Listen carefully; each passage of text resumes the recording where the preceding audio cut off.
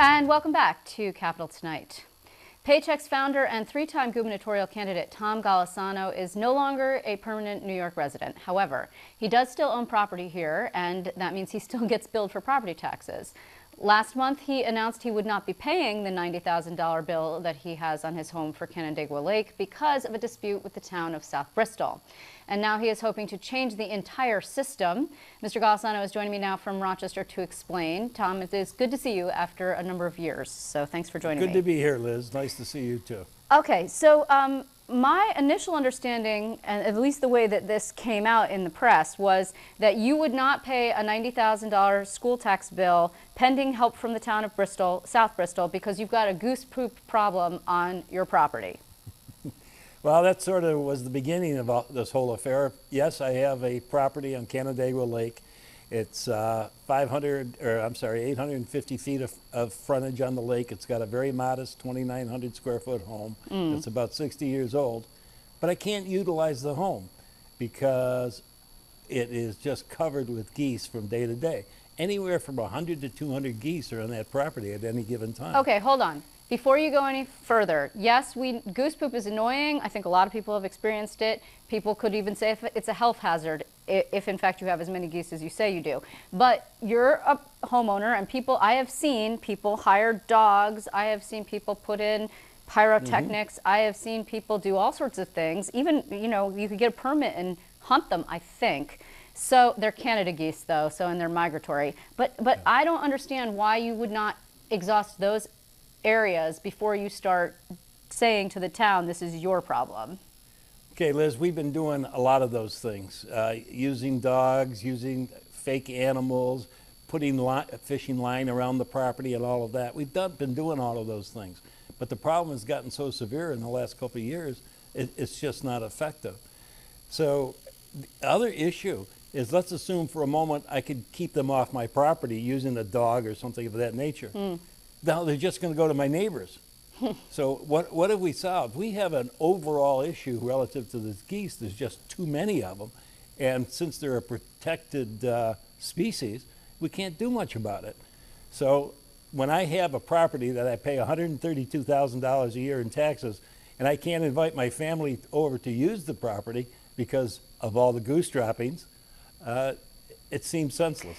But that's not why we're here today. I know. The geese are only the latest sort of vehicle that you are utilizing to bring attention to a problem that you've been talking about for a long time. You have challenged for years now your taxes. You have complained about your property taxes. You have successfully challenged your property taxes. And you also moved out of state because of the high tax burden in New York after you ran for governor 3 times. So you do know a little bit about what you're talking about here.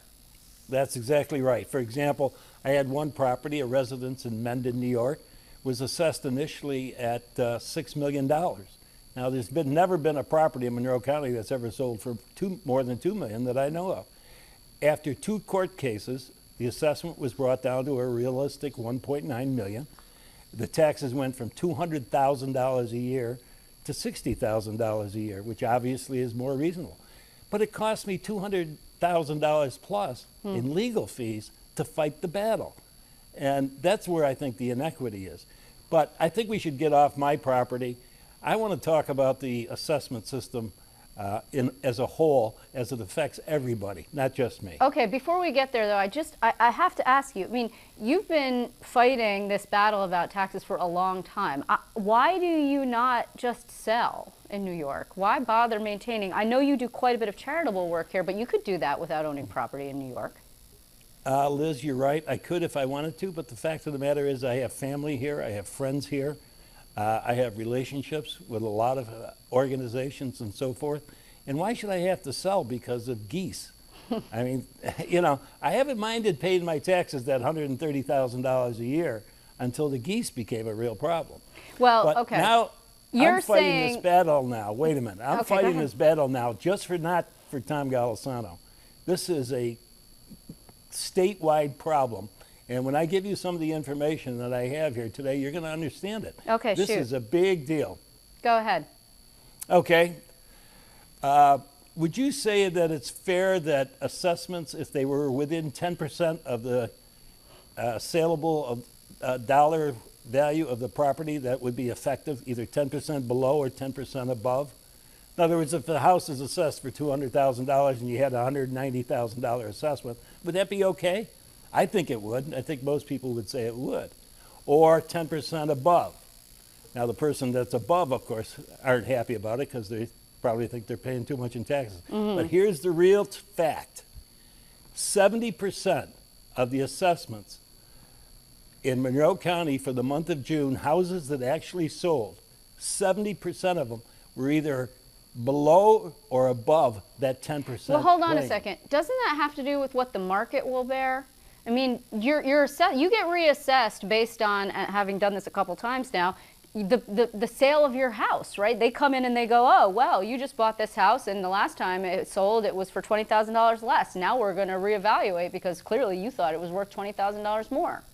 That's true for a recent purchase. But somebody who's owned the property for a number of years or even a few years, their assessments are definitely not within the relative plane of rationale or reasonableness today. I mean, 54% of the assessments outside that 10% plane were houses being assessed for too little. Now, this is not only the single problem, too, Elizabeth. We have other issues. For example, in upstate New York, we now have condominiums. Back, 40, 50 years ago, we didn't have condominiums. I don't know if you realize, condominiums are taxed at 1/3 to 1/2 of the market value of the property. Yeah. That started in New York City. Now, New York City has a 4% income tax, so I can, understand a bit why they've lowered real estate taxes. Well, but not upstate New York. No, let me ask you this. But I understand you're certainly not the first person to complain about the assessment issue. And my question, I guess, to you is, what are you hoping to achieve here? I mean, I assume you're not running for governor again. I don't know that you're proposing any legislation necessarily. We have heard a lot of complaints, and we're hearing it this evening from Congressman Faso regarding tax reform down in D.C. And one of their arguments regarding capping your ability to write off your property taxes at $10,000, which of course the GOP leadership in the House has compromised on. That's their compromise, right? Is, well, New York needs to take a look at its tax structure and overhaul the whole thing, and maybe then the taxes won't be so high. Well, I think, Elizabeth, we've known for decades that Western New York or upstate New York taxation on real estate is the highest in the country based on market value. We haven't done a thing about it, not one thing. Now, you might argue, well, we have a 2% cap, an inflation cap. Well, inflation the last probably decade has been running about 2%. So what have we gained? We still have the highest taxes in the country in upstate New York. So whose fault is it and what should we do? Well, whose fault is it? I think it stands right in the hands of our legislature and our governor.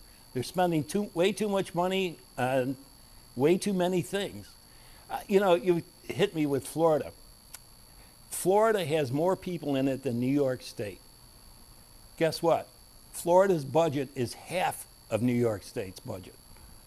It's less than 80 billion, and New York's budget is around 155 to 160 billion. And there are more people in Florida than there are in New York State. It's also a tax save in Florida, which is one of the reasons why you went. But I guess before we run out of time, I got to ask you, what are you looking for here? You want a tax break for your property. I get it, but succinctly, what do you want? Okay, what we really think should happen is the whole assessment process has to be looked at. I don't think these people are properly trained. I don't think the assessment timetables are working because so many properties in parts of the county haven't been reassessed in years, but others are reassessed almost every year, like Canandaigua Lake. There's no question our assessors need better training and a better skill set. The other thing that hasn't entered into it is the use of technology. So there may be a real opportunity there in determining correct assessments. But when 70% of the assessments are outside of a 10% plane, either lower or higher, that's a real problem. We're not doing the job right. All right, so we're going to continue to report on your goose poop / tax assessment campaign. And I just want to confirm, you're not running for governor again, right? No, I'm not. Okay, just checking, just checking. Tom Golisano, I thank you so much for your time. Okay, Liz, thanks for having me. We have to take another quick break, but up next we'll be talking about the paid family leave requirements